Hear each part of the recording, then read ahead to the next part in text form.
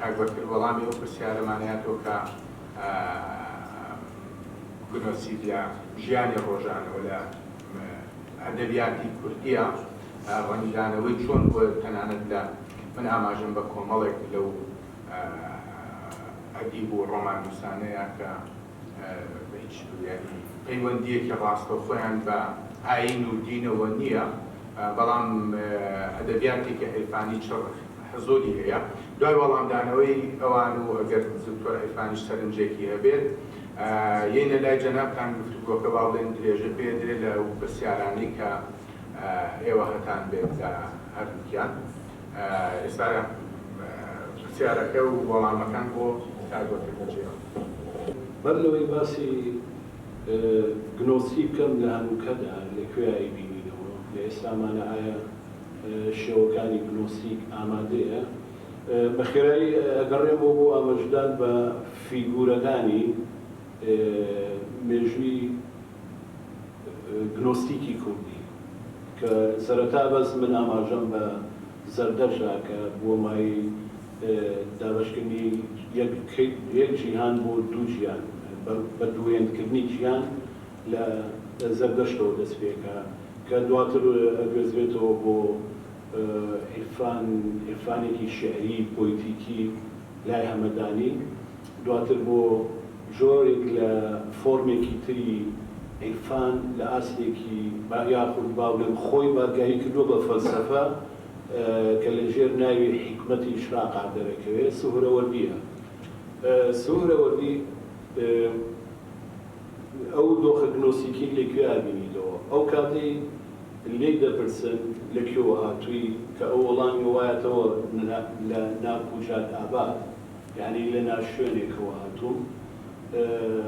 ئیتر ئەمە پێمان هەڵێ کە گنۆسیک بریتێ لەوەی کە هەستکە ئینسان لە ناشوێندایە، هەستکا کە ئینسان هیچ شوێنێک ماڵی ئەو نییە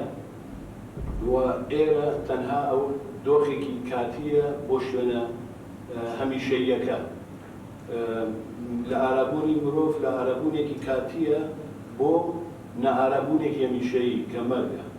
گنۆسیک لێرەوە دەست پێەکان. هەمان ئەو پرسیارە ئەگەر لە سوهرەوەردی بکرایە ئەی ئێستا لەکوێدای پێگومان هەرەی بود ناکوژادابات نەگوت لەکوێوە هەر ناکوژاداب ئێستاش لە ناشوێنە لە ناشوێن ئامواتە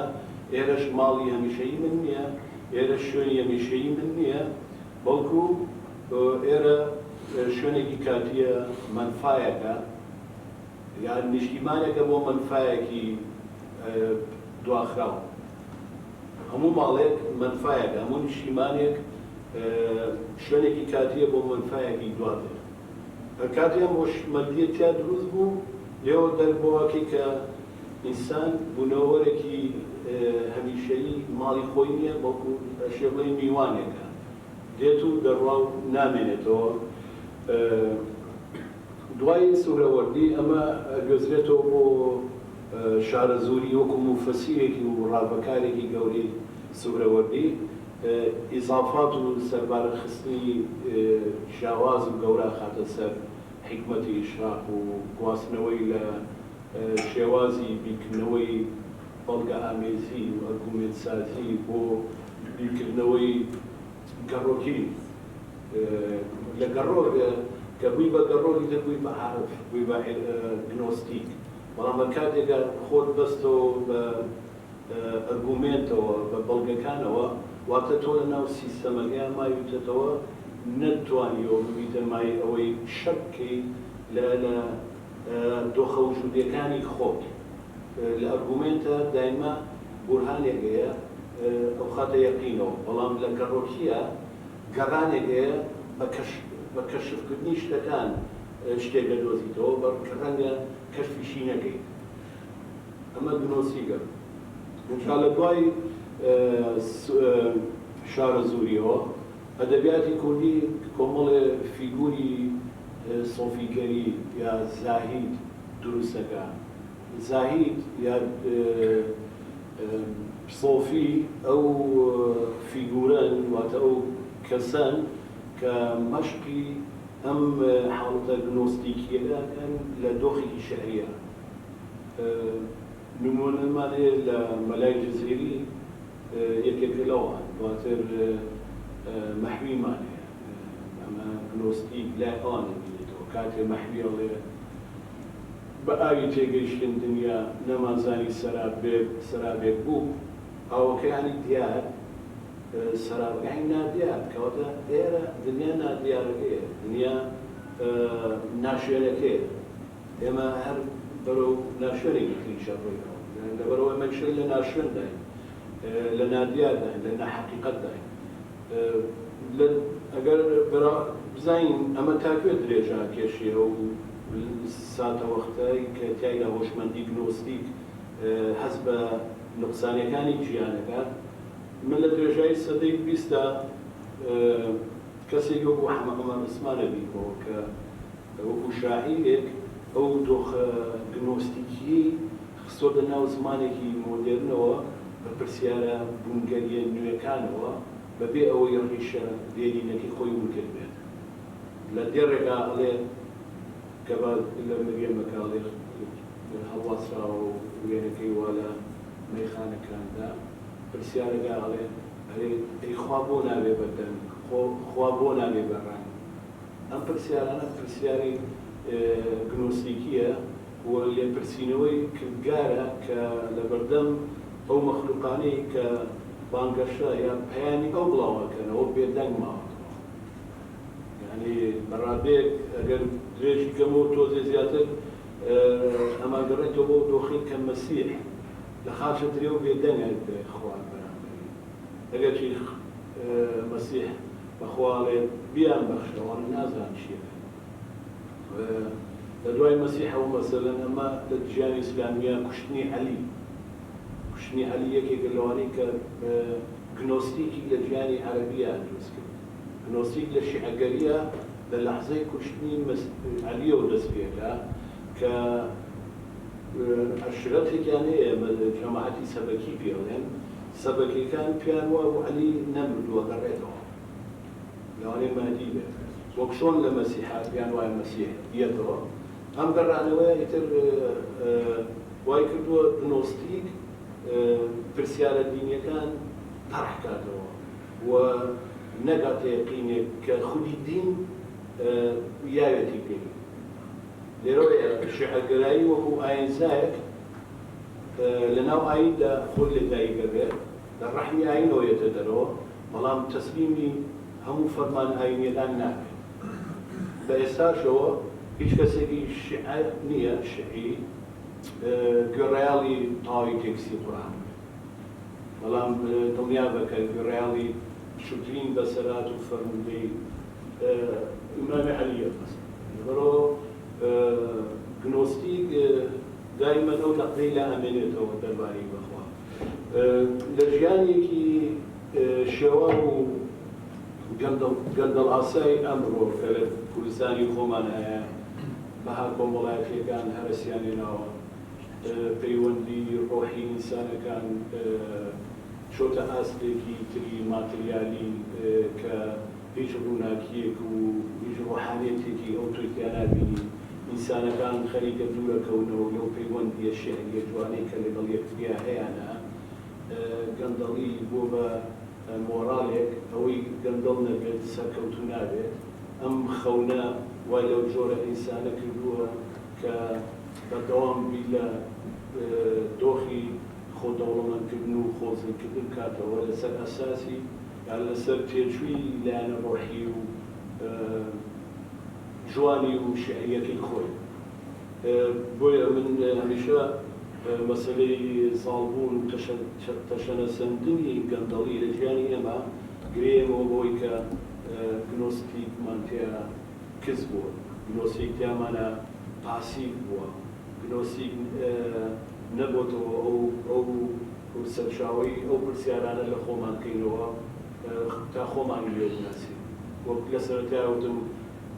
گنۆستیک بریتێ لە خۆڕابەکردن پەیوەندی من بە جیهانەوە و پەیوەندی من بە یەزدانەوە ئەم پەیوەندیە ئەم پرسیارانە ئەم پەیوەندیانە ئەگەر وام لێ نەکات پرسیارە ئاکاری و ڕەوشتەکان بمجوڵێنێت ڕەنگە نەتوانم بمان مرۆڤێک کە دروستی و ئاسوودەیی خۆم لەناو کۆمەڵگای ببینەوە بۆ هەمیشە نائاسوودامێن بوو ئەمەش هەرس لە ئەدەبیاتی ئەمان نییە بێگومان لە شارستانێتی خۆرئاوا گەرمەی گەشەسەندنی ئەو تێکشون و گەندەڵی و کۆرپسیۆنەیە تەنانەت کەسێکی وەکو فرۆید کە باشین کتێبی بەلایەنەوە بریتێ لە کتێبی ناوێنینە نائاسوودەیی لەناو کولتوردا ئەوە لە هەر باشین ئەو کتێبانەیەتی کە کولتور چۆن بەرهەمێنەری نائاسوودەییە مانایەوە ئەمەمەوە بڵێم کە لە هەموو کولتورەکانی دنیاە کە پێشکەوتوترینیان کیشۆی ئەوروپا و ئەمریکایە ناحیفانیت زۆر باوە و دیوەکەی تری دژاحیفانی ساڵە بەسەر کۆی دیمەنە شارستانیەکانە بەداخەوە بەدوودا ئەم عیرفان وەکو ڕزگارکەرێکە بینی کە ئینسان ئەکاتەوە بە مرۆڤێکی ئەخلاقی ئەکاتەوە بە مرۆڤێکی بیرکەرەوە بە مرۆڤێک کە خۆی بناسێ خۆی ڕابکات خۆی تێبکات ئەمە پەیوەندی بە ڕەهەندە ئاینیەکەوە نییە یعنی دروستە هیچ بە دڵنیاییەوە وەکو گنۆسیک لە ناو دینایشەکە وەکو دکتۆری جوتی بەڵام وەکوی ئەڵێم گنۆسیک لە ڕەحمی دینەوە دروستە بێت زۆر شار و گەشەی سەرووە بەڵام هیچ کاتێک پرسیارە دینیەدان ناکاتەوە لەبەرەوە گنۆسیک بەس ناتوانین بڵێم ڕزگارکەرە پەیامی ئەوەی نییە ڕزگارکردن مژدەی ئەوە نایەنێت تۆ ڕزگارکەن تەنها ئەخاتە بەردەم پرسیارەکە خۆت بناسی پەیوەندیت بە جیهان پەیوەندیت بە کردگار بە گەردوون خۆت بناسی بۆ بزانیت ئەو خاتەوە حاڵتی گە بزانی تۆ لێرە جگە لە میوانێکیشی کرد دکتۆر ئەگەر باڵێن تۆزە خێرا لەسەر ئەدەبیاتی کوردی و سۆفتیکەری هەندێک نمونە هەندێک شت لەبەروێ خۆت ینی بۆ پسپۆڕیش بێت لەو جیهانەیە بۆی کە هاوڕێیانیش بتوانن پرسیارەکانیان بەرگرین حەزەکەم یەک دوو نمونەوە ئەمە ئاگادارم لەسەر مەحبی بەتابێت تۆ کتێبت نووسیوە شتێک لەسەر پەیوەندی عیرفان و ئەدەبیات ئەگەر ڕێگەم دێ حەزەکەم لە باسەکەی کاربەکردن بشڕین منیشەر دەگەڕێمەوە سەرەوەی بڵین عیرفانی کوردی لەکرێوە دەست پێ دەکەوە چۆنە و دواتر لای سۆرەوەردی و شارەزووری تۆزێک دەوەستم چونکە من زۆر گرنگە لە وەستان لەویا پەیوەندیەک دروست دەکات لە نێوان عیرفان و فەلسەفە دەبێت بزانین بۆچی فەلسەفەی کوردی ممکن نییە کە عیرفانی نەبێت لامان کات تەبەن تۆ عیرفانی کوردیت بە پوختی هەیە بەڵام دواتر لە سۆرەوەردیا و فەلسەفە عیرفانی دەکرێتەوە ئەمە شتێکی زۆر تایبەتە نازانم لە هێنی ترا نەمبینەوە بۆ تێکەڵیەکە ینی نەزانی ئەلێ ئەمە عیرفانە یا فەلسەفەیە چونکە نازانی کە تۆ سۆرەوەردی دەخوێنیتەوە نازانی لەکوێیت لەناو دنیا عیرفانە یا لە دنیای فەلسەفایە لای شارەزووری عینی شەکەن کتێبە نایابەکەیەوە ڕموز و ئەمسال لەوێش نازانی لەکوێی فعلەن لە ناشوێنی نە لە ناو فەلسەفای نە لە ناو عیرفانە حاڵەتێکی زۆر غەریبە طبعا ئێمەس لە سەرەتای عیرفانی کوردیەوە منەز دەکەم لە جونەیدی ناوەندی بەغدادی کە پێی دەڵێن جونەیدی بەغدادی لەگەڵ سڕی سەقەتی خاڵیە لەوێوە ینی بەر لەوانیش هەندێک ناوی تر دەیە کە هەندێک ڕستەیان ماوەتەوە بەڵام لە جونەیدای تر ئەوە عیرفانی کوردی تەرح دەکرێت لە ڕاستیان لەگەڵ خاڵی سڕی سەقەتی و کۆمەڵێکی تر هەن کار پێکەوت جونەید دێ و پرسیارە دەکات کە ئایا ئێمە پەیوەندیمان لەگەڵ خوا لەسەر ئەساسی مەسلحەتە لەسەر ئەساسی باشت و جاهەنەمە لەسەر ئەساسی ئەمانەی یا پەیوەندیکە پەیوەندیکی ترە طبعا ئەگەر ئێمە سەری و سەرەتایانە بکەین لای عەرەب بەڕاستی شتێک بە ناوی عەرفانەوە نییە زۆر دێ یعنی حەسەنی بەسری زاهیدە حەسەنی بەسری لەناو ئەوایە کە چۆن وەکو بڵێی خۆی زاهیدانە بژی ئانی زاهیدانە چە زۆدی دەرونی بکە چە زۆدی جەستەیی بکە لە خۆراک بۆ شتانە و هەمیشەش سەر دەکەی ئەوەی کە دواتر لە ناو مەزەبەکانە دروست دەبێت چونکە حەسەنی بەسری بەر لە دروستبوونی مەزەبەکانە ئەم زۆر گەراییە دەچێتە ناو مەزەبەکانەوە یعنی ڕەبتێکی توور دێ لە بینی مەزەبی سوننە و حەسەنی بەسریە و حەسەنی بەسری دایما وەکو ترسێکی تایە لە ئاگر لەوەی کە لە ئاگرا بسووتێ ترسێکی تایە چۆن ئێمە لە ئاگر خۆمان دوورخەینەوە چۆن ڕێگای زۆر ئەو ڕێگایەیە کە ئەمان لێ دەکا پاک بینەوە بەڵام لە جونەیدا ئەمە گۆڕانی بەسەر وە لە جونەیدا پەیوەندیەکە لە بینی خوا و ئینسانان دەگۆڕێت بۆ پەیوەندی خۆشەویستی کە گرنگ نییە ئەگەر تۆ مانی باش و جانەمەکەت گرنگ نییە چی دەبێت ئەوە لەلا گرنگ نییە گرنگەوەیە کە پەیوەندی من و تۆ ئەو خۆشەویستیە لە بینی من و تۆ تەحقیق بێت یعنی ئەوی تر ڕەز دەکەین لەسەر لە ناوزۆدا تۆز بە جۆرێک لە ینی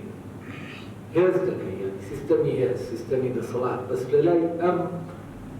لە جونەی دایتر ئەم سیستەمە هەڵدەگیرە جۆرێک لە هارمۆنی دروست دەبێت ینی لە لای حەسەنی بەسری هەز دەکەی عەبدایەتی ئینسان بۆ خوا وەک عەبدێک کە ئەو دەسەڵاتدارە بەسەریا ئەم شوێنە ڕوون دەکاتەوە بەڵام لە لای جونەی دەست دەکەی خوا لەگەڵ ئینسانە پەیوەندی هاوڕێیەتی دروست دەبێت ئەوەی کە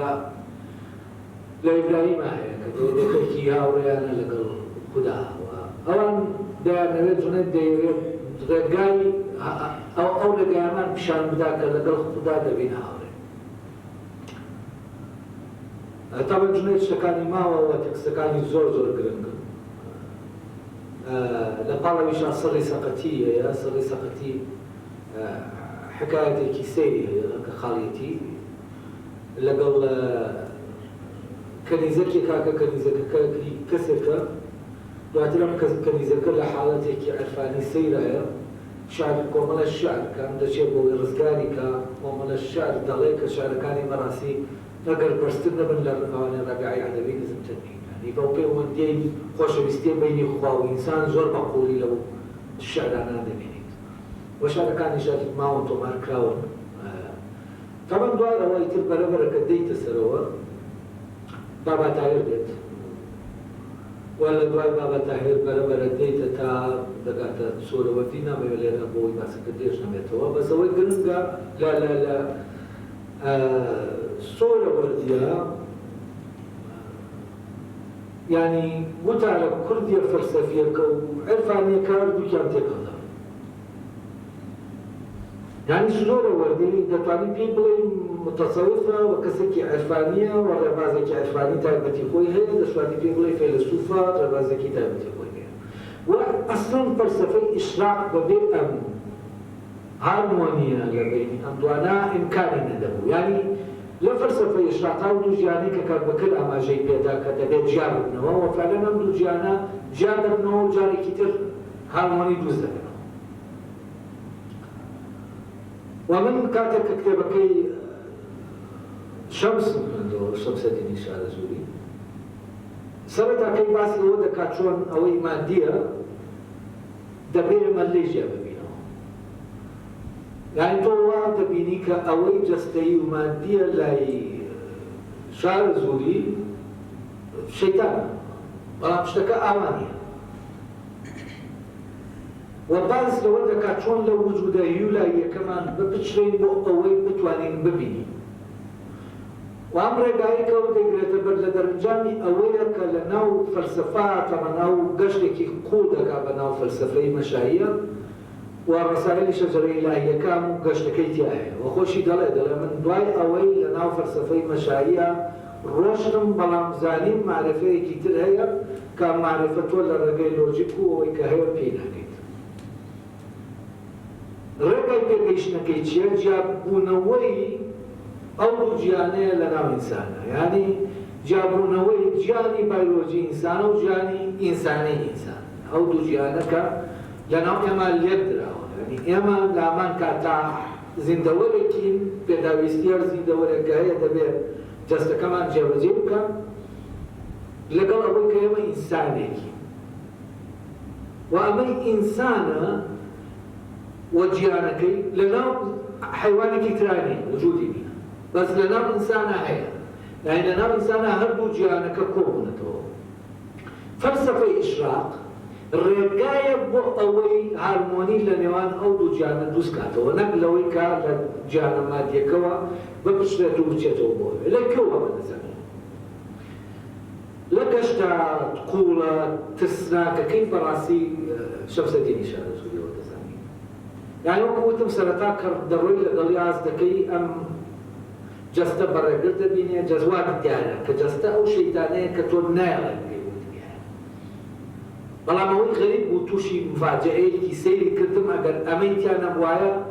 لەوانەیە پرسیارم بخستایەتە سەر ئەوە کە فعلەن ئایا فەلسەفەیە ئەمە فەلسەفەیە یا فەلسەفە نییە، و لەوانەیە ئەم پرسیارە ئەگەر بکەوتایەتە سەری ئەو کاتە فعلەن نەمدەتوانی ئەوەی کە لە یەکێک لە محاضەرەکان هاوتم لە بەڵێ فەلسەفەیەکی کوردیمان هەیە و بەڵێ بیرکردنەوەیەکی فەلسەفی هەیە و فەلسەفەیەکیشی بەرەمێنەوە. ئەوش چی بۆ ئەوە؟ دوای ئەوەی شەمسەدین بە تەواوەتی لە گیانە هیولاییەکەدا دەبڕێت، دوای یعنی پوخت دەبێتەوە دەچێتە ناو گیانە ئینسانیەکەی خۆیەوە، ئەو کاتە گەڕانەوەیە لەوێوە هەیە بۆ ناو جەستە، بەڵام بە مەرجی گۆڕینی پەیوەندی و ئەم پەیوەندی لە پەیوەندی دەسەڵاتەوە دەگۆڕێ بۆ پەیوەندی هاوڕێیەتی، هەر خۆی ڕێک نەسەم دەڵێت دەبێت ببی بە هاوڕێی جەستە، یعنی ڕوحەکە دەبێت بێت بە هاوڕێی جەستە.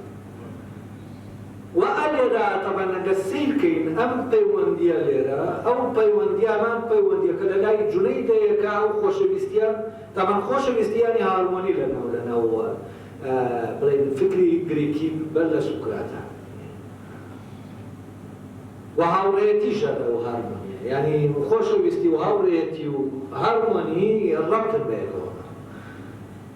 هەمانگی ئەو پێ وایە لە ڕێگای هەمانگی ئەو ڕێگایەیە کە ئەم پەیوەندیە ساز دەکاتەوە. هەم شارەزووری و هەم سۆرەوەردی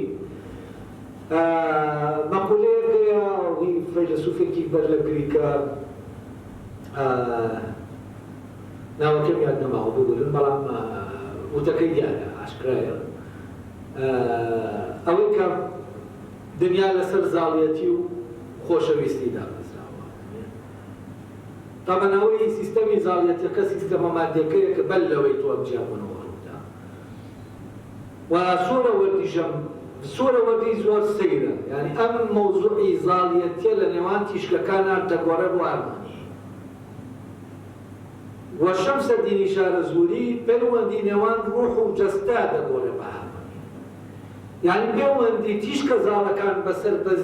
بەزیوەکان کە زاڵ و بەزیو نیە لێرە، چونکە ئەو پێی وایە تیشکەکان کە ئەوانی تر قوت لەگەڵیان نایدەبنەوە بە یەکەم لەناو ئەوە ون دەبێت، پێی وایە ئەمەیان عاشقە ئەویان ماشوقە، پەیوەندی عاشق و ماشوق دروست دەکات و مەوزوعی قەهر دەکات بە قەهرێکی عاشقانە، یعنی چۆن معشوق عاشق تووشی قەهر دەکات و ئەم زاڵبوونە دەگۆڕێ بۆ قەهر. ئەمە زۆر جیاوازە، یعنی مەوزوعی زاڵبوون حکومکردن گۆڕانی بەسەرەکەی لەکوێ ڕێک لەناو زاڵبوون خۆیە، یعنی چەمکی خۆشەویستی ڕێک دەباتە ناو زاڵبوون. ئەمە وەکو معجزەیە چۆن تۆ دەتوانی ئەم دوانە کۆکەیتەوە و کۆی دەکاتەوە. وەکو نووسیزم یەکێک لە کارەکانی ئەم کۆکردنەوەیە خەتەرەیە کە فعلەن لەوەی کە باوە دەردەچی، چونکە ئەم دوانە ئیمکانی کۆبوونەوەیان نیە. لێ بدژی لە ناو ئەدەبیاتی کوردیا و لێ بدژی کە مەحوی ئەو لێ جانە کۆ دەکاتەوە، ئەمە فعلەن هەر لەو شوێنەوە دێت. جا لێرە دەبینین لە ناو کوردا عرفان و فەلسەفە دەبنە هاوڕێ، و لەما فەلسەفەیەک بەرهەمدیان عرفانە ئەم فەلسەفەیە. و ئەمە دۆخەیەکە من لە بێشتر لە شیکردنەوەی دەرکەوتەکانی تری کوردبوونە ناوە نێوانگیری کوردبوونێکی نێوانگیری هەیە. یعنی نە حەلاجی و وەستامیە کە دەبن بە خودا ئەوان، نە ئەوەی تریشە کە دنیاییە و زۆدیە وەکۆی حەسەنی بەسری. تەسەوفی ئێرانی ئەو حلولە ڕوو دەدا وەکۆی کە لای حەلاجەیە کاتێککە مەحوی دەڵێ با حەقیشی بێ لە بۆ مەسوور ئەنە الحەق حەق نییە لەمەوەیە، چونکە فعلەن حەلاج بەستامی ئەم دۆخەیان هەیە، وەکو بڵێ ئەو دوو جیانەکە کۆ ناکەن دەچن ناو جیانەکەی و لەوێ حلولە ڕوو دەدا. ینی بۆ جاکردنەوەی تەسەوفی عرفانی ئێرانی و عرفانی کوردی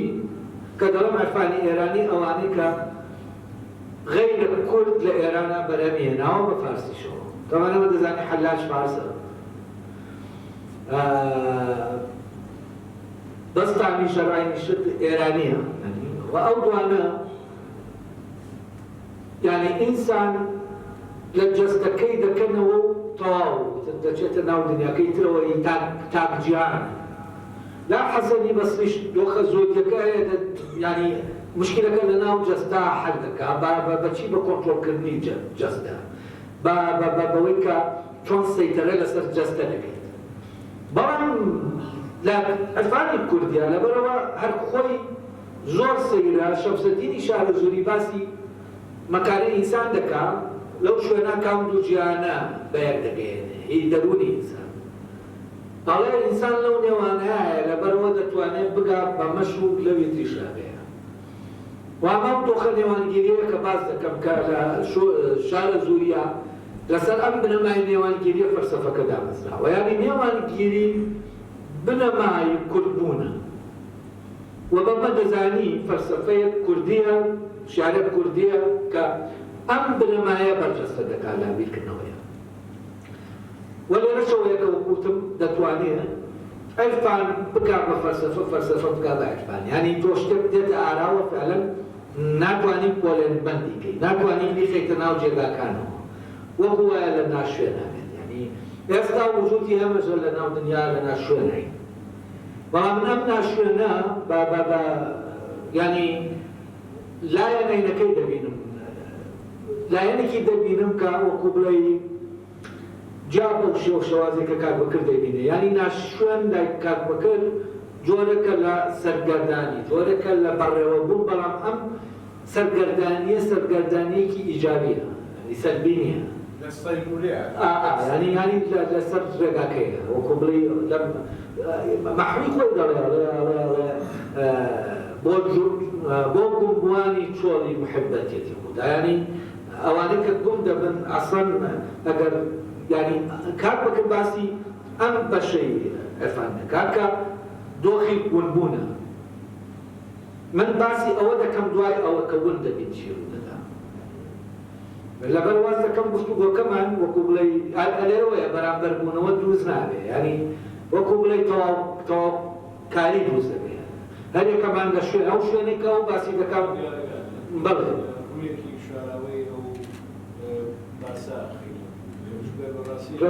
ئێمە لەوانێت نازانم لە ئەدەبیاتی کوردیە شێکەوە تۆ نەکەوتێت قسەی لەسەر دۆستی بکات کە بەومانە هەیە هەوڵدان هەیە بۆ ناسینی هەندێک لەسەر شاوە گرۆسکی کوردیەکان سوورەوەردی و شارەزووری و ئەوانە، بەڵام قسەکردنی ئەوەی کە لەڕووی فەلسەفیەوە لەڕووی معریفیەوە تێبین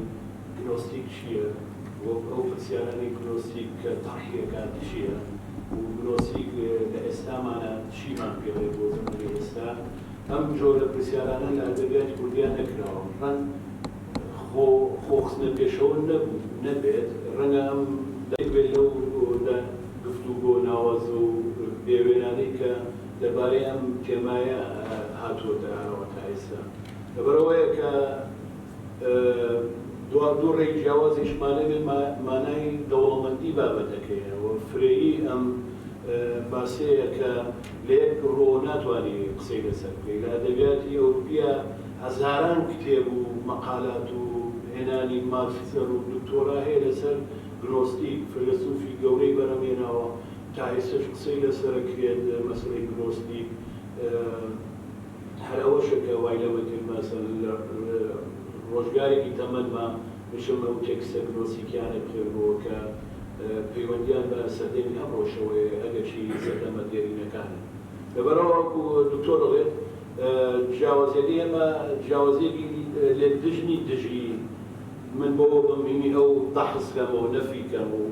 ئەو شەڵکەوی خۆم ڕاستکەمەوە. ئەوش بۆ ئەوە لێرەدا نییە کە شەکانی من بوو شەڵکاتەوەی خۆی بسەپێنێ، تەنها ئەوەیە ڕووی جیاوازی ئەم دیاردەیە خەینە ڕوو هیچی تر. دکتۆرە ئەو چینە لای هاوڕێیان دیارە وابزانمایەوە نەڕۆشتە پێویستیش بۆ ناکات بڵێ بەرامبەری نییە لە ڕاستی هەر زۆر گفتوگۆیەکی هاوڕێیانە هاتووە لەبەرەوەی خودی بابەتەکەشمان لە ڕاستیە جەخت لەسەر هاوڕێیەتی بوو ناکاتەوە، یعنی جەخت لەسەر عشقەکاتەوە، جەخت لەسەر پلەبەندی ناکاتەوە. شعرێکی مەحید بیاکەین کە لەناو بیرکردنەوە عرفانەکەی کە دکتۆر ئاماژەی پێیە مەحی جوان پێمانەڵێ گەر ئاگری مەحبەت شک بەم لە دۆزەخە ئەو دۆزەخە بەهەشتمە جەنەت دەکەم حرام. عشق بنەڕەتە بنەمایە ماڵەڵە و سەودا و کڕین و فرۆشتن و ئەمە ئەکەم لەبەرەوەی شوێنێکی باشن لەو دنیا بەیتیەوە ئەوە نییە لە ڕاستیە عشقەکە خۆی بێ بە بنەڕەت. لێنە لای ئێوە ئێمە دامان نابوو تۆزێ زوو کۆتایی پێبێن و پیاسەیەکی هەورامان بکەین لەگەڵ کار بەکرا بزانم پیاسەکەمان بوو بە پیاسەی بیرکردنەوە کە پیاسەیەکی خۆشە گەشتێکی خۆشە. پرسیارەکەی من بۆ کار بەکرا سەبارەت بەوەی کە ئاماژەدا بە نیچە کە گوتی نیچە لە مەسیحیەت دەدات نەک لە مەسیح. ئەگەر وا وایە و دەبوایە مەسیحیەتی بۆ ئێمە ڕوون بکردە مەسیحی بۆ ئێمە ڕوون بکردە یانی پیشانی باە کە دەدا لە مەسیح مەسیحیەت ئەگوایە دوو بدایە ئەمە مەسیحە و ئەو پێم وایە بە فکری زەردەشت لە فکری مەسیحیەت دەدات مەسیح دەدات و بە زەردەشت خۆی بۆ کارکتەرێک دەیێنێت دەبری مەسیحدای دەنێت بۆ ئەوەیە کە بدا لە مەسیح و بدا لە مەسیحیەتیش یعنی ئەم فکرەکە دێنێت کە مەسیح خۆی وا پیشان دەدات کە ئەو دەرگایە کە دەبێت هەمووی بەناو ئەودا بڕوات خۆی بە دەرگای یەکەمدا دەنێت و دواتریش وەکو شوانێک خۆی نیشان دەدات بۆ کۆکردنەوەی هەموو مێگەرەکە. پرسیارێکی تریشمەوەیە کە لای نیچە بۆ پێگەرانی مرۆڤێکی باڵا دەبێت دوو باڵا کۆ ببنەوە بۆ پێگەرانی مرۆڤێکی باڵا لە کاتێکا خۆی لە دوو مرۆڤی باڵا نەبووە. ئەگەر جواب بێتەوە سپاس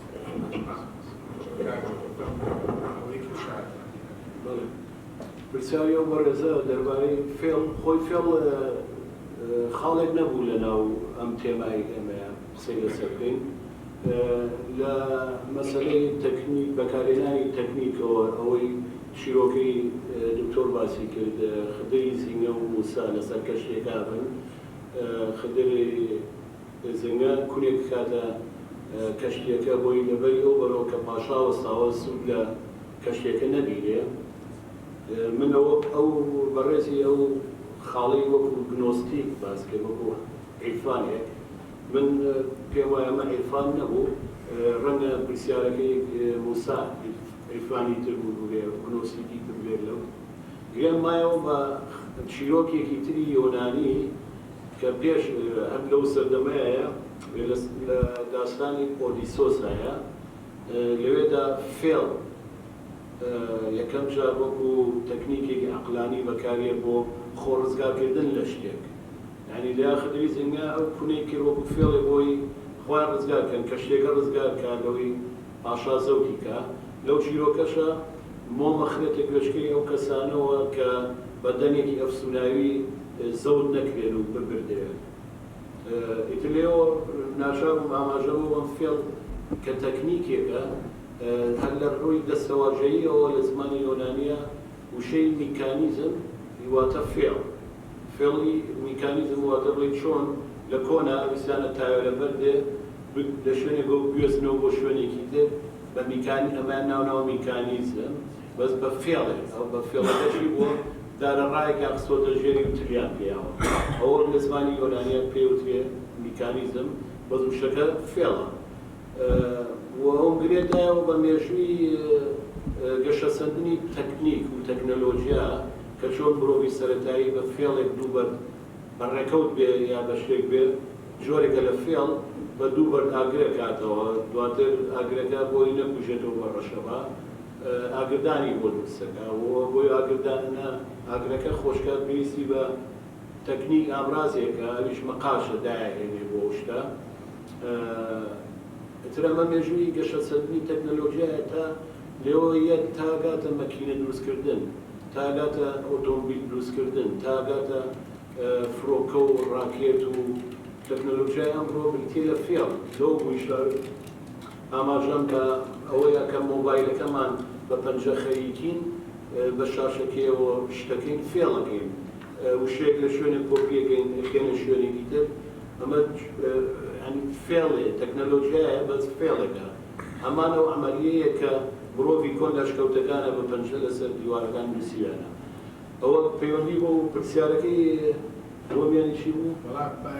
ئەوەی بۆ بزانم پرسیارکە بۆ هەر سەرنج بوو بەڵام هاوڕێمان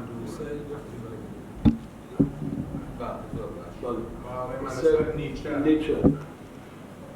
پرسیاری نیچە کە ئەوەیە دەربارەی مەسیح بەڵێ نیچە دەربارەی مەسیح شتی وتووە هەر کتێبێکی بەناوی ئەنتی کریست لەوێدا زۆر ستایشی مەسیحەکە و پێناسی مەسیحەکە وەکو مناڵ وەکو ساویلکە کە ئەم دوو ناوە ئەم دوو سیفەتە ئاماژەیە بۆ دڵپاکی مەسیح پیاوێکی دڵپاک پیاوێکی سەرڕاز بووە لەگەڵەوەشە لە سیفەتێکی تر خاتر سەر مەسیح کاڵێ پیاوێکی سافیلکە بوو سافیلکە مانایەوەیە کە وەکو گێرێک لەناو ئەو زەمەنی خۆی ئاهاتوە چوو یاوەرەکانی و هاوڕێکانی هەڵیان خەڵەکە ئەو لێوە ئەوێ ئاماژە بۆ کە چۆن کۆمەڵگا ئەو جۆرە مرۆڤە پاکانە ئیستیغلالەکەن بەکارهێنن مەسیح بوو بە قوربانی گەندەڵی کۆمەڵگا گەندەڵی کۆمەڵایەتی گەندەڵی ئەخلاقی نادڵسۆزی ئەوەی وەلایی نەبوو بۆ مەسیح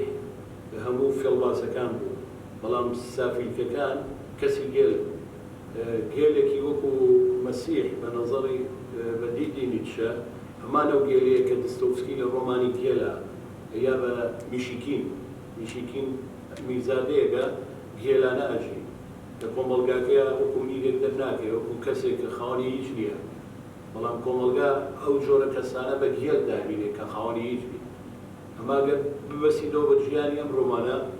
لا ئێمە مرۆڤی سەرکەوتوو مرۆڤێکە بوو بێ بە خاوەنی شت بەڵام ئەو مرۆڤەی کە نەیتوانێت ببێ بە خاوەنی شت ئەوەیە بێ بە خاوەنی شت بە ڕێگەی ناشەرعی عادەتە نەبێت بەڵام ئەوەی کە نابێ مرۆڤە پاکەکان با بڵێن خەڵک بە گێلیدا تۆ فاشلی تۆ گێلی دواکەوتی چ نەکردیت گێل ئەوەیە ئەو مرۆڤە پاکێ وەکو فریشتەیەکەژی کە ناوێت گەندەڵ بێت وەکو مناڵێکەژی کە گوناهێکی نەکردو هێشتا مەسیح ئەو مناڵە بوو کە گوناهی نەبوو ئەو دواتر سەبارەت بە تێکشاندنی لەوحەکان ئەم لەوحەکانی موسا بە تێکشتێن ئەم لەوحەکانی مەسیحیش بەڵێ خودی مەسیح نا چونکە نیچە دوو کەسی زۆر خۆشەویست لە هەمان کاتشا زۆر ڕەخنەیگیەکردن سقرات و مەسیح بەڵام هیچ کاتێ دژی خودی مەسیح نەبوو کە بڵێ ئەم فیگورە لە مێژووە بسڕنەوە ئەمە کابرایەکی ستەمکارە بۆ ئێمە بەڵام ئەوەی لە مەسیحەوە کرا بە مەسیحیەت خۆی کێ مەسیحیەت دروستەکە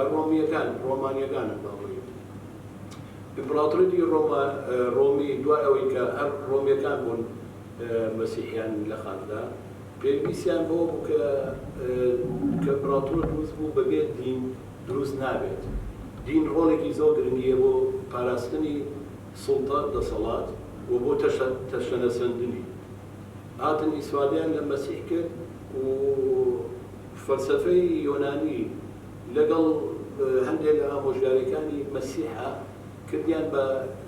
فۆرمێکی تری دەستوری سیاسی بۆ ئیمپراتۆریەتی ڕۆمانی و لێەوە مەسیحیەت دامەزرایدە. گەردان نیچە خۆی هەموو شتەکانی دژی مەسیحێتە، دژی ئەو دەستگایانەیە کە مەسیحێت دروستی کردووە، دژی ئەو گوتارانەیە کە ئەم دینە لە درێژایی مێژووی خۆیدا وای لە ئینسانەکان کردووە ببێ بە کۆیلەی کەلیسا، ببێ بە کۆیلەی قەشەیەک. نیچە هەڵ ئەمان مرۆڤی لەو کۆیلایەتیە لەو سیستەمە هێنایە دەرەوە ڕزگاری کرد کە ئەمانەمی خوراوفەن دروست بوون، ئەمانە نوێنەری خوانی، ئەمانە کوژی خوان بە دیدی نیچە. لەبەرەوەیە کە بە کەلیسەشە بە گۆڕستانێک بۆ خوا داهێ نەک شوێنی بوون ئارایی خوای.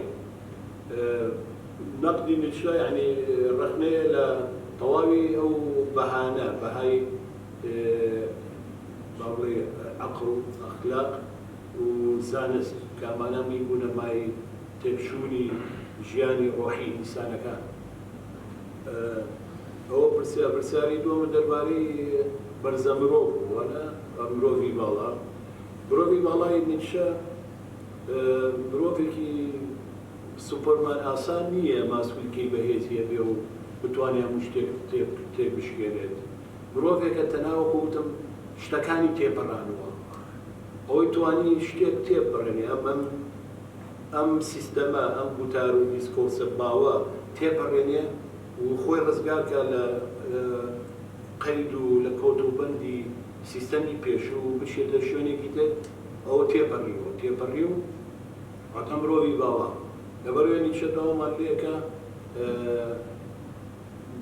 ماڵی خۆمان، ماڵی باوباپیرانمان بەجێ دێڵین و بچین بەرەو ماڵی مناڵەکانمان. بەڵێ شوێنی تر مەبەست بەڵێ مەبەستم لە شوێن لێرە هینە وەکو میتافەرێک بەکارێنم، وەکو مەجازیە، یعنی شوێنێک بڵی ئاستێکی تر کایەیەکی تر، ئەوە میتافەرێکە بەکارێنم کە چۆن ئێمە ماڵی باوباپیرانمان واتە ماڵی بەها کلاسیکی و قەیمی و کۆنەکانمان کە داڕزاون ئێمەیان داڕزانەوەڵێ بەجێ بێڵین بچین بەرەو ماڵی مناڵەکانمان. چون بۆ ماڵی مناڵەکانمان واتە دەستپێکی نوێ سەر لە نوێ دەستپێکینەوە ئەوەی هەمانە دواوە بەجێ بێڵین، ئەچینە جوگرافیایەکی تر، ئەچینە دەستپێکێکی تری ژیان. بەڵام ئەمەی خەونی فکریە یا تەڕحکردنی پرسیاری شارستانیە کە یەکا لە ئەزمەکانی خودی شارستانیت خۆی. لەبەرەوەی کاڵێن گونستیک قەت تاو نابێت. خودی نیچە ئەو گونستیکەیە دەوێتە کە دایمەن بە دوای دەرخستنی خەلە کولتوریەکانەوە بووە. نیچە بەر لە شتێک خۆی وەکو ئەڵێ من پزیشکی کولتورم، بەخۆی ناڵێ فەیلسوف، بەڵێ من پزیشکی کولتورم، واتە کولتورێکی نەخۆشە من ئەمێ دەستنیشان دیاگنۆزەی بکەم، تەشخیصی نەخۆشیەکانی کولتورەکەم. ئەوێ ئەفسانانەی ئاین تەوسیفیەکە گوڵێکیشێکی تریبی بینای اعتقاد و ئیمان لەسەر خودی خۆیاندا نابزێت. ئەوەی کە باسی کردەوە سەری موسایە باسی علمێکی لە دنیادا کە لای ئەو هەیە و لای ئینسانیە. بەجددیش من هاوڕێی کاکبەکرم لەگەڵ تەوسیزەکە لە موساوە دەست پێ بکات چونکە ئەو شتەکەی لایە، بەڵامەکە لای ئەو هەیە علمێکی لە دنیش ئەوەی پێدراوە. دیاگنۆسیزمەکە تۆ جەناب وتت شێوازێکی تر ئەو دوای پێشی ئەڵێ من لەبەرەوە ئەوە کرد. ینی معلومە کە ئەم ئاوایە بۆیە ئەوە ئەکات، ینی بۆیە کە شتێکە بوونەکە لەبەر ئەوەی کە پاشاکە دەسەڵاتدارەکە کە شتێکە داگیر نەکات، نەک لە ئەنجامەکەەوە کردەوە، ینی شتەکە دەکا بۆی ئەوە کرد. دوای پێڵێ من بۆیە ئەوەم کرد لەبەرەوەی دەسەڵاتدارن کە شتێکە داگیر نەکات. دوایە علمێکی پێشینەی هەیە بۆەوەی کە ئەو دەسەڵات ئەگەر علمی لە دونی بێ، یعنی علمە پێشینەکەش بێ، من لێرە نابێت نووسی. علمەگەڕانە پەیوەندی بۆ وێنەی پاشان میشە وێنەیەکی دز و داگیرکرد و زۆرکەرە ئەکرێ لەو مۆسا خۆی بەدەست فێرعەونەوە هاتووە لایەنزانی پاشان دایما زۆرکەر طبعا هو دارو دەستەی پاشای زاڵمی وژە زاڵمەخۆ لەبەرەوەیە ئەو پێش ئەمانە چیلۆبەر کەمەت گرێندایەوە بە پۆلیسەوە ئەویش پێشوەی زانی سیلینەکانیان بە گۆرانی خەڵکێن فریویانەیە یعنی فریودەر ئەو فریودەراناتن بە گۆرانی فریویان بن بڕۆن بۆیە ئەو پێشوەی زانی ئەوەیە چونکە سێ چیرۆکە ئەوەی کە موسا لەگەڵ خزرا پێیەکە حەسێکیان یەک بین تەنها ئەوەیە نازانێت بۆ چی سیکەنینەوە بەهەرحاڵ بەس هەموو یەک دەدەنجام ئەڵە دیوارەکەم بۆیە ڕاست کردەوە لەژێر ئەم دیوارەیە شتێک هەیە و دوای مناڵەکانی ئەم پیاوە پێ بکەن دروستەوە لە مەسەلەی کیکەگاردان کیکەگار بۆ دەرەنجامە ئەگەر دکتۆریان کە پێی وایە ئیمان کۆمەڵەشت بە ئینسانێکە ئەخلاق نەپەسەند ئەو پرسیارە ئەخلاق قوڵی ناکە کە ئیبراهیم تۆگەی خۆی سەرڕۆژ بەڵام دواتر کیکەگار بە شتێکەگاڵە ئیمان کۆمەڵەشت بە ئینسانێکە ئەخلاق ناتوانێت بیکەن یا بۆ قوڵی ئەخلاق لە بەرامبەر یا دەستۆسان ئەمە ئیش ئیمانە کار بەکرد جناب ڕاست ئێوە کرد یانی پرسیارەکانی گنۆسیزم پرسیاری وجودی ئەین لێرەیە لەگەڵ فەلسەفەی وجودیەکان نابێتەوە یەک ینی وەک ئەوەیە میسانە کە خۆی کۆتایە پێوەستە بێتەوە بە ناکۆتاوە ینی بەدوای بەژۆری بەژۆرەکان پرسیارە وجودیەکان بۆ بەدوای مانایە ئاگەڕێ ینی پێدوانیە گنۆسیزم هەروەیە کە بەدوای مانایە کاگەڕێ بۆ ژیان لە کاتێکە ژیان خۆی محاید و بێلایەنە کەس نازانم بۆ لێرە باسی نوقسانی ئەکێ ئایا نوقسانەکەم بەس دڵی نەرێنیەوە یا ئەم نوقسانیە خودایە ئەگەر خوددا بڵێن دووسی کیلۆ بەجێ ئەڵاو بۆ ئەوەی کە ئینسان دەستکاری ئەوەی بکات کە ناتەواوە یا ئەگەر ئەمە بێ کەواتە لە خودی خۆیان مانا نییە کە کاتێکە فەلسەفەی وجودی پێ وایە ژیان محایدەوە ئینسان لەوێ خۆی مانای بات نازانم هەستێکم تشتێکێک لەوێ هەبوو ڕوون نازانم پرسیارەکەم دروستە وەڵامی یەکەم وەڵامی یەکەمی ڕووی ئاراسەی تۆ کرد طبعا ئەو پرسیاری یەکەم سان کردین کەوتیەوە حەزم لە گفتوگۆکە جیاواز بێ جیاوازی تیاابێ هەست دەکەم تۆ لێرە نەبووی چونکە ئەگەر لێرە بۆ یاسی دەکرد دەبێ هەڵسینەوە بۆ یەکتر وە جیاواز تێماگە یەک تێماگە بابەتەکە یەک بابەت بوو بەس لە ڕوانگەی جیاوازەوە وەداوی ئەو برادەرەش دەڵێ من هاوڕای ینی بۆیە ڕای یەک بابەتە یەک باس لەسەر گنۆستیکە هەر سێکمان یعنی ئەو تەوەرەیە ئەمان کردبوو بە باس بەڵام ڕوانگەی جیاواز جاوێ تۆ لێرە نەبووی دواتر هاتی دوایی شەر لەوێ وازانی کە وەکو یەکین ینی مشکلە نییە لای من وەکو یەک بین یا جیاوازین ئەمە مەحسەن مەوزوع نییە گرنگەوەیە و شاریە بە جیاوازیەکە یعنی من دەزانم کاربەکرد لە پێوە قسە دەکات ئەوش دەزانم لە پێوە قسە دەکەم بەڵام ڕازیشین بەوەی کە من لێرەوە قسە بکەم بۆچی ئەو ڕازیە چونکە ئەس دەکەم دیوێکی شتەکان لەبەرەوەی لێرەوە قسە دەکەم دیوێکی شتەکان ڕوون دەکەمەوە کە لای ئەو ڕوون ناکرێتەوە و ئەو دیوێکی شتەکان ڕوون دەکاتەوە کە لای من ڕوون ناکرێتەوە یعنی کاربەکرکە دەچێتە یعنی ئەگەر ئاوا تەسویری کەم نەک بابینێک وەکو وایە کەسێکی ملحد و مؤمن کۆ بێتەوە وەکو وایە کەسێکی ماتریالیستی و کەسێکی ئایدیالیست کۆ بێت ماتریالیست و ئایدیالیست کۆ بێتەوە بەس ئەمە وانییە یعنی کەسێکی مادی و کەسێکی ڕۆحی کۆ ببنەوە بەس نە من ڕۆحیم و ناویش مادیە شتەکە ئەوەیە کە ڕوانگەکانمان جیاوازە بۆ جیهان و ئەمە وای کردووە و فعلەن ئەم جیاوازیە دەکرێ وا ببینێت کە نییە بۆچی چونکە جیاوازی وا دەبینە کە ئێمە دەبێت بەرامبەر یەک ببینەوە بەس من و ئەو بەرامبەر یەک نابینەوە من و کاربەکرد وەکو دوو هاوڕێ بەناو ڕێگاکە دەڕۆین هەر یەکەمان لێکدانەوەیەکی هەیە بۆ ئەوەی کە دەیبینێ و جۆرێک لە لێکدانەوە دەکات لە شوێنێکەوە کە دەکرێت ئەوەی کە ئەو دەیبینێ من کۆمەکم کا بۆ ئەوەی من زیاتر لە ناوچەکەی خۆمە پرسیار بکەم و ببینم و زیاتر بە شوێنەوە بڕۆم کە دەبێت بڕۆم ئەویش بامان شێوە کاتێک ئەمە دیالکتیکە دیالکتیکی ڕاستەقینە هەمەیە چونکە لەم دیالکتیکە ئەم دیالکتیکە نەزۆک نییە وەکو جەدەلای ئایدۆلۆژیەکان جەنگەلی ئایدۆلۆژی نەزۆکە هیچی لێ بەرهەم نایە هەر یەکە خێ دەیەوێت دەسەڵاتی خۆی دەسەڵاتی قسەکردنی خۆی بسەپێنێەوە هەواداریشی هەیە ئەمە کێ بردیەوە کێ دۆڕاندی کێ ئاین بۆ ئەمە هەیە وەکو وایە سێری هەری تۆپی پێ بکەین منیش حەکەم نەبووم لێرە ئەویش حەکەم نەبوو فعلەن لێرە ئەویش بەشدار بوو لە یعنی ئەمە ئەوە نەبوو کە ئینەکە ڕێک خات ئەو دیالێکتیکە نەزۆکەکە ئیتر کەسەکان هاوار دەکەن بەسەرێکە و زۆرجار لە ئینەکان تیڤەکان بینیمتانەکە دەکاتە حەدێ کورسی بە یەکا دەدەن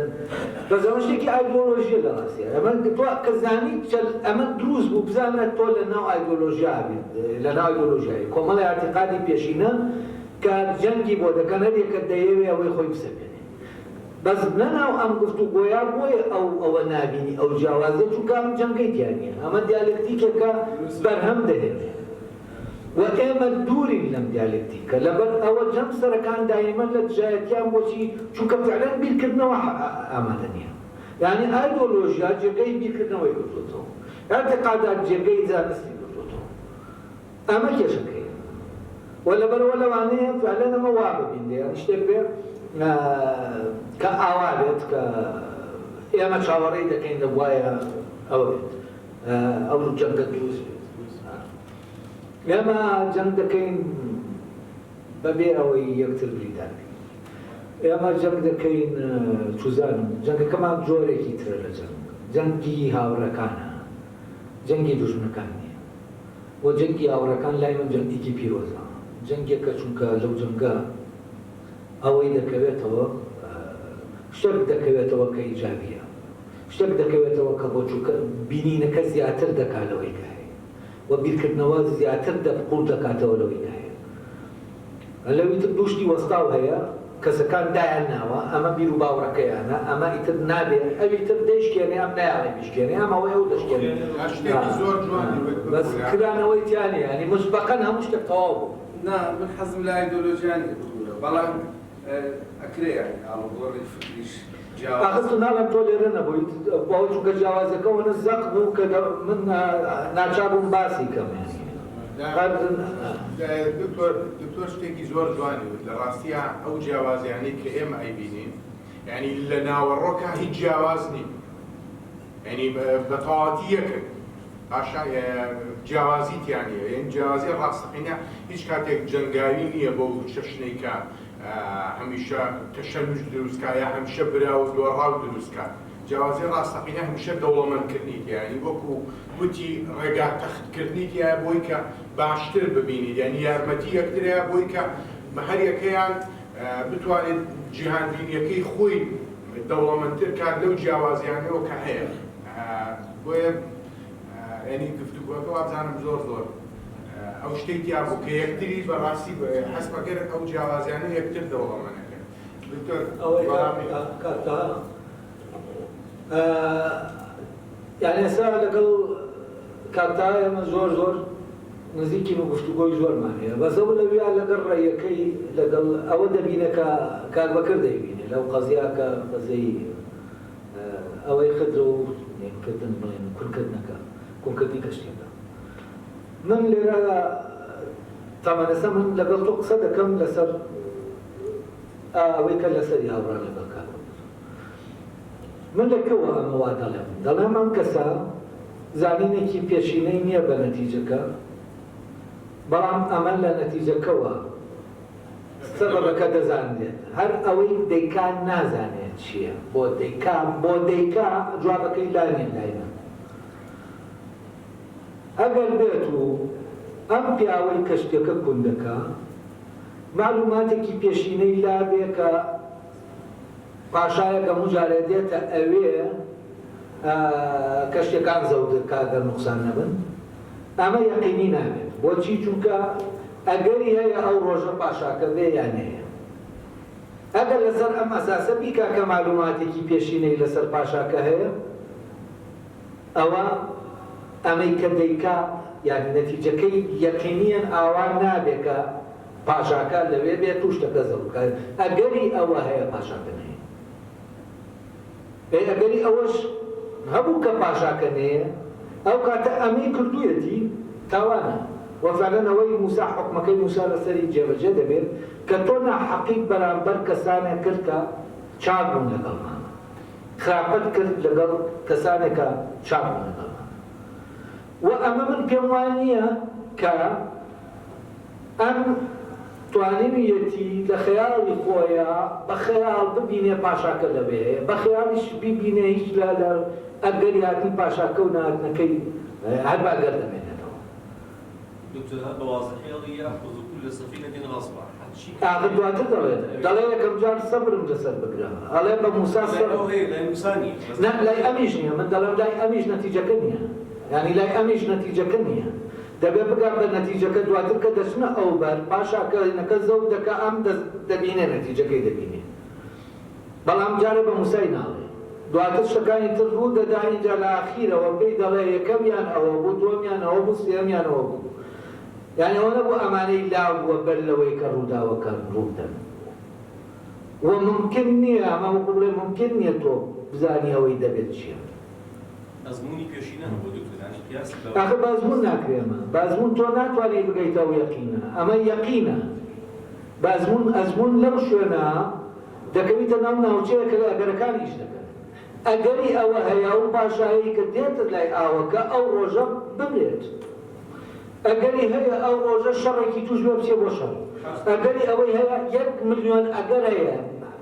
یعنی کە نایەوە نام پاشایە بێت بۆ ئێرە یەک ئەگەر هەیە کە ئەو پاشایە بێت بۆ ئێرە یعنی تۆ دەبێت هەموو ئەگەرەکان بزانیت دەبێت بزانیت لە فڵانە شوێن جەیشێک نییە کە بێت بۆ هجوم کاتە سەر ئەمە تا پاشەکە لە جاتیەوەی بێ بۆ قەراخی دەریا کەشتەکان زەوتکا بچێ بۆ جەنگ لەگەڵەوەیترا تۆ نازانی ئەم پاشا ئەو ڕۆژە منداڵەکەی دەبرێ و دەبێت لە تعزیم ناڵەکە بمێنێتەوە نایە بۆ قەراخی دەریا یعنی ئەمە تۆ دەکەویتە ناو ئەگەرێکەوە پاشاکە خۆیشی ناتوانێت ئەوە دیاری کارکە لەو کاتا دەچێت بۆ ئەوەی لەبەرەوە من پێم وایە زانینێکی پێشینە نییە ئەمە زیاتر لە دەتوانین لە فەلسەفا تەنانەت دەڵێ ئەم یاسایانە کە زەڕورین دواتر تۆ تەجربەکانی پێتا دەخەیتە ناو ئیمتیحانەوە ئەو تەجربەیە ڕاستە یان ڕاست نەک ڕاستی تەجربەکان بساقاتەوە یعنی ئەساسێکە پێش دەکەوێت بەسەر تەجربە ئەمەی زانستە عرفانی کە هەیە هەمان شتە بەڵام لەناو دڵە ئەمە ڕەبتە بە ڕووداوەکانەوە ڕەبت نییە بە سیستەمەوە وأما طبعا لتصوفها أرخد زيندا بود زانن كعلمي لدنيا ويدوات التصوف كان نايدنين لا خلي زينوا فكري ديت يعني لنا عرفانا أما وابندا وظلام لقدانا وكيف مشكلة كمن بويدا كم لقدانا هو نكره بس هو نزل داوا كما علمك لدنيا لنا تصوفها زوجان وين كراوە کام کەسە دەزانێت بۆ شکڵی یانی شتەکە دەزانێت ئەوەی غەیبە دەیزانێت بۆیە شتەکە دەکە یانی دەزانێت کە لە سەدا ملیۆن کە نە لە سەدای نابێت بە زەرورەت دەبێت ئەو پاشایە بێتە ئەوێ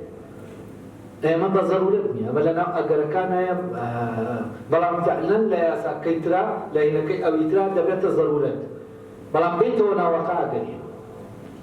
يعني أو أجري كرود دا ضرورية بلام لناو ياساي أجركا ناس ياسكا ضرورية أجرية لبرا هو بزانيني دركي توارجز نتواني بكيتوا وأما زانيني بميل دروا زانيني ك يعني اشتكى كديكي أما فرمانة معرفة نية لناو عرفانا أوي كردية تصوف لناو جوري لوينا كردناه يعني فلسفة لناو وينا كردناه لناو شبكة كان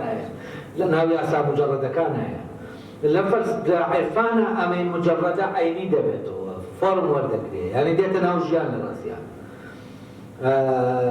لبرا أويك للدلايا كتجربينية والدل دركي بيدك لقال أويك عقل دركي بيدك تناي دكا جوازة يعني أم شيكي عقلاني ويا ربط بياسا كانوا ربط بوي مجردة بلام أميتريان عينية لبروا من أملاء علمي مشاهدة بول من باسي شهود دكري لاي الشمس الدين إشارة زوري ئەمەیە لە علمە عینیەکەەوە تۆ بەرەو شهود دەچی بەرەو معرفە بە شهود چی وا دەکات کە کەسێک بتوانێت بکەوێتە دۆخی مشاهدەوە ئەم پرسیارە جواب دەداتەوە میتۆدەکەت بۆ ڕۆشن دەکاتەوە چۆن دیکارت میتۆدەکەت بۆ ڕۆشن دەکاتەوە تا بگەیتەوە کۆدی تۆ ئەمیش میتۆدەکەت بۆ ڕۆشن دەکاتەوە تا بگەیتە ناو دڵ وە لێرا دڵ لە جاتی عەقڵ لای دیکارت کۆجیتۆکە کۆجیتۆیەکی عەقڵیە بەڵام لای شەمسەدینی شارەزۆری ئەو کۆجیتۆیی پێی دەگات هی دڵە نازانم ڕۆشن بوویەوە هاوڕێن هیچ کەسێکی تر ماوە ئەوەی کێناتی وەڵای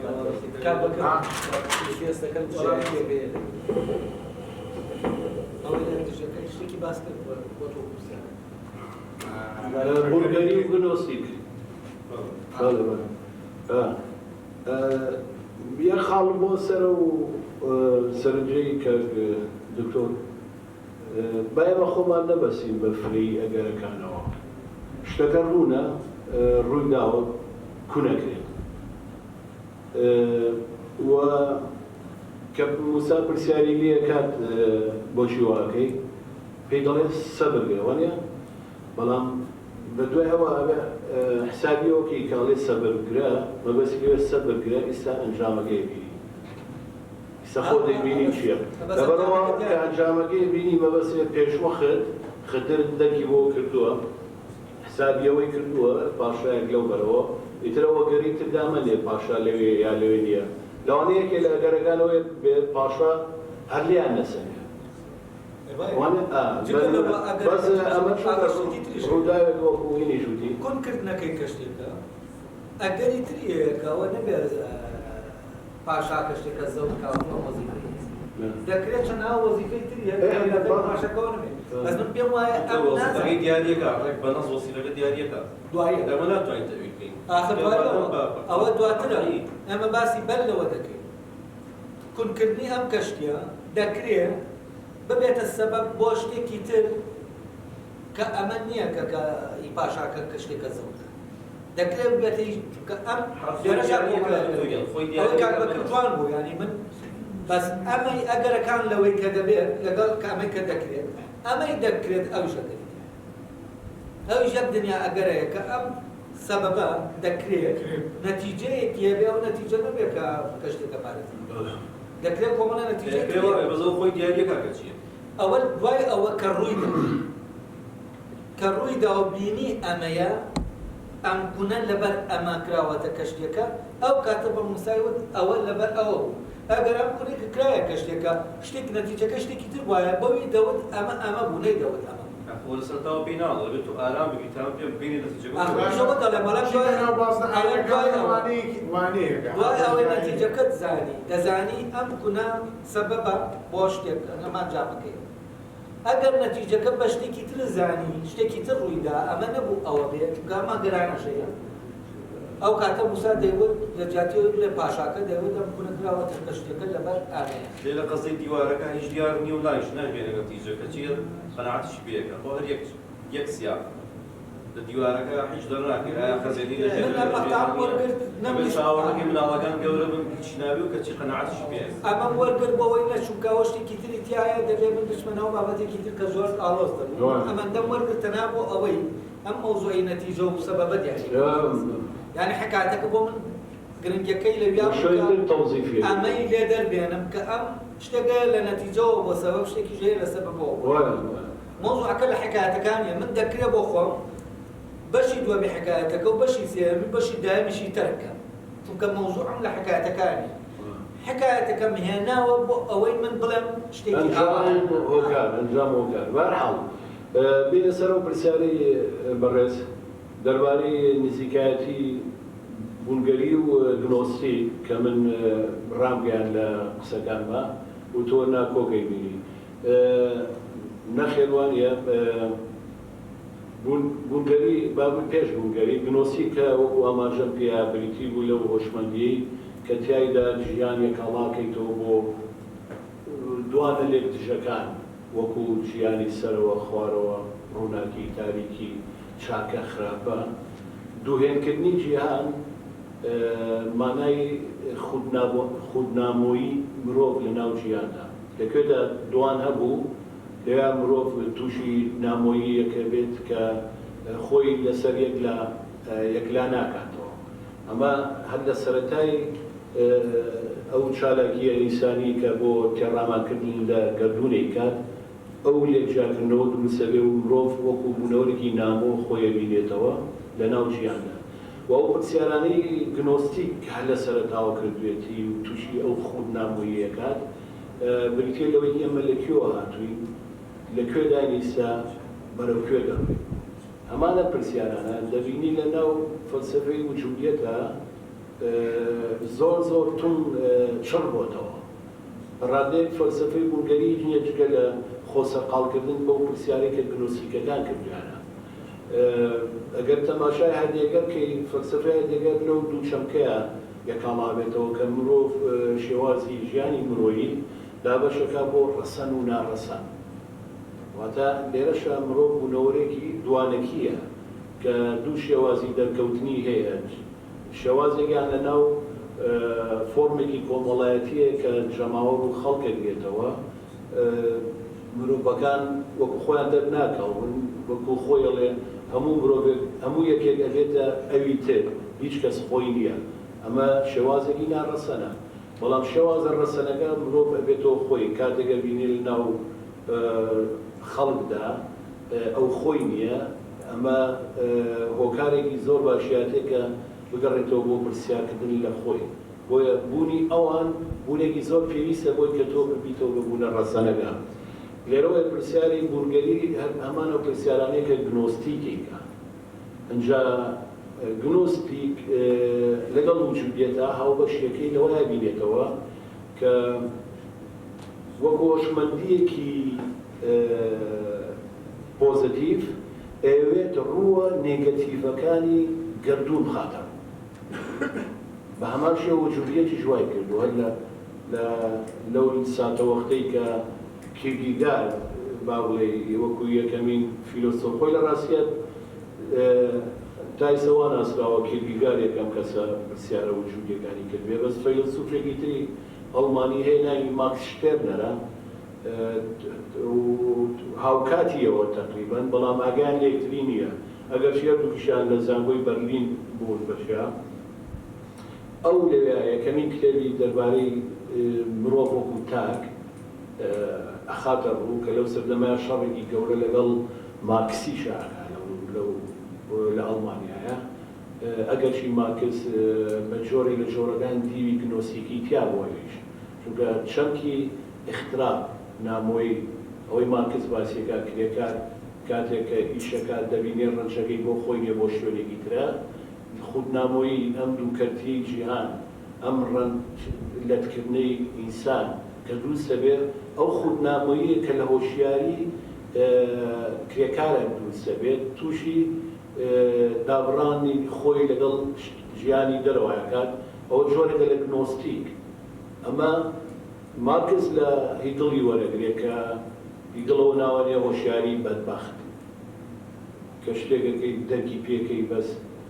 بۆ تۆ نیە شتەکە بەڵام ئەوە نایەنێ خودنامۆیی ئەمە لە وجودیەتە بە هەمان شێوە بێتە خودنامۆیی و شێوازەکانی دەرکەوتنی مرۆڤی تاک وەکو خۆی کە لە بەردەم کێشەکانی دڵە ڕاوکێ نیگەرانی ترس کەوتن و بەربوونەوەدایە پرسیار لە بوون و لە ئازادی و لە هەڵبژاردنەکانەکات هەمان پرسیارانەیە کە گنۆستیکیەکان کردوانە ئەگەر بگەڕیتەوە بۆ تێکستە گنۆستیکیەکان جگە لەو پرسیارانەی کە وجودیەکان کردوانە شتێکی وتوان نەوتووە ئەوە نەبێت کە وجودیەکان مۆدێرنتر نوێگەرتر دەرکەوتن بەڕادەیەک وای هاو فەلسەفەی وجودی لە زانکۆکان بێتە دەرەوە بچێتە سەر شەقام بچێتە کافێکان وای لێاو گروپی هونەری دروست بوون گروپی گەنجان یعنی ئەوەی کە گەنجان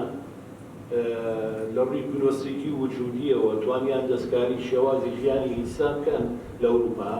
لە کافێکانەوە بووە لە زانکۆکانەوە بووە لە شەقامەکانەوە بووە هیپیەکان بوون وجودیەکان بوون لامونتەمیەکان بوون ئەمانە ڕۆڵیان هەبووە لە گۆڕانکاری کۆمەڵایەتیە.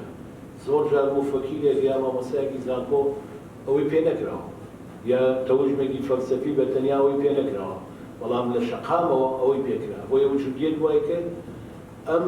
پرسیارە گنۆسیکیانە بێنێتە ناو ژیانی ڕۆژانەوە. سواز بۆ ئێوە. دووبارە زۆر زۆر سپاس زانین ئاودان و ئێوەش ماڵتانەوە.